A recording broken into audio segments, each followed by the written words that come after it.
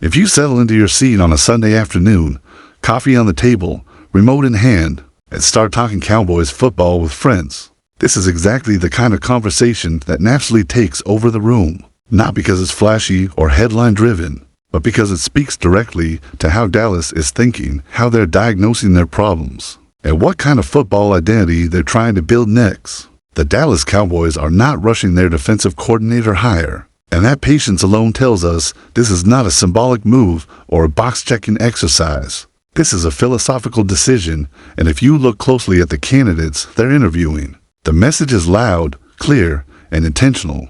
Dallas is letting the process breathe. Some of the candidates are still deep in the postseason. Others are navigating head coaching interviews elsewhere. And one of the most intriguing names linked to the job, Jim Leonhard of the Denver Broncos, is still competing in the NFL playoffs. That alone explains the timeline. But while fans wait for the final announcement, the Cowboys have already shown us what they value. Because patterns always reveal priorities in the NFL. And the pattern here is unmistakable.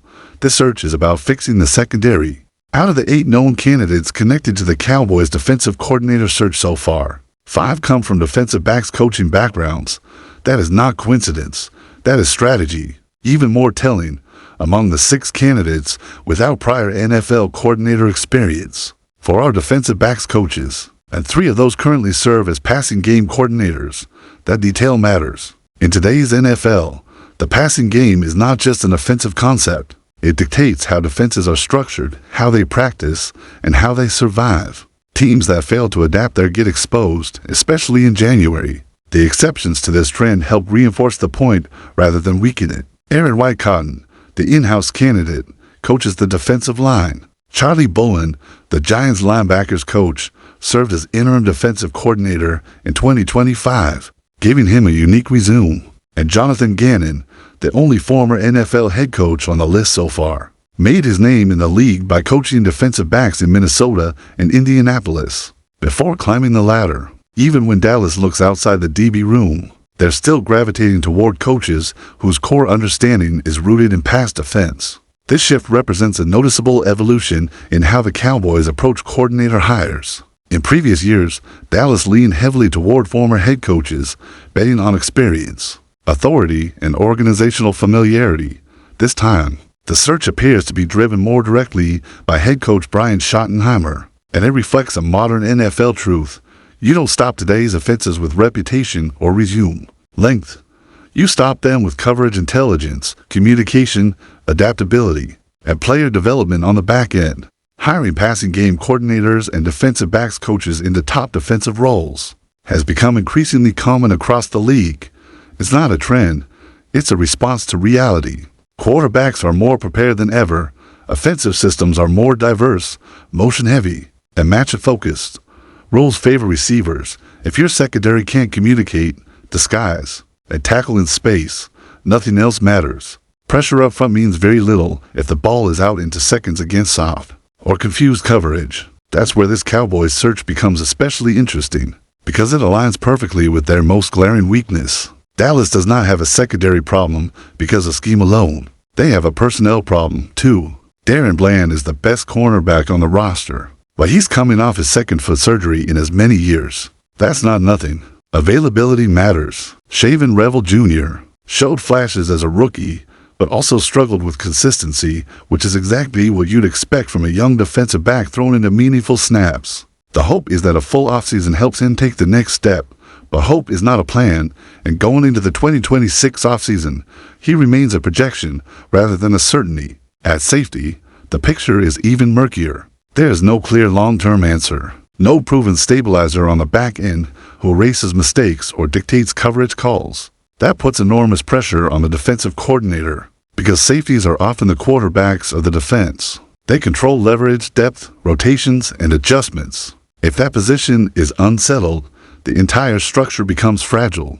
Here's where the search becomes more than just a coaching decision. For the right candidate, this job is also an opportunity. The Cowboys have a history of giving new defensive coordinators significant influence in shaping the roster during their first year. That includes input on free agent signings and defensive priorities. Even if the budget isn't limitless, there are real vacancies across Dallas defense, especially in the secondary. And a coach with a DB background can walk into this role knowing they'll have a chance to build something in their image. That's a powerful selling point.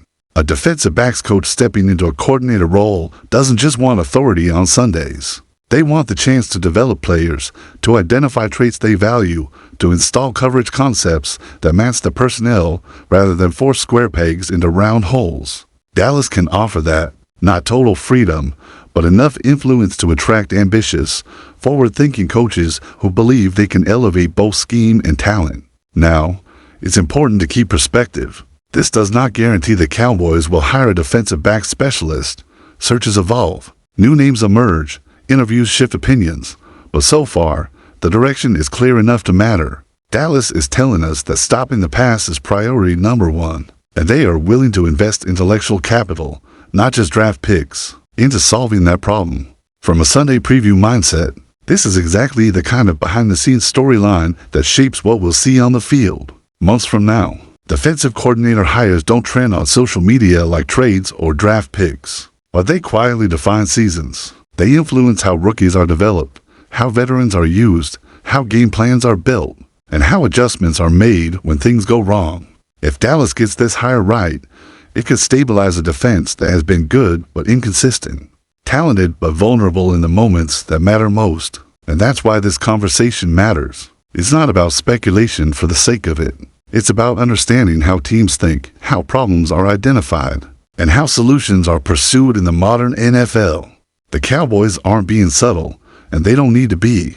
They know where they've been exposed. They know what the league demands, and they're acting accordingly. So kick back, think it through, and talk it out like you would on a Sunday afternoon. Do you want a young DB-minded coordinator who grows with the roster, or a proven name who brings instant authority? Does scheme trump experience, or does experience still matter most when the pressure rises? Drop your thoughts, join the discussion, and stick with the channel, because this is where consistent, thoughtful football conversations live all season long.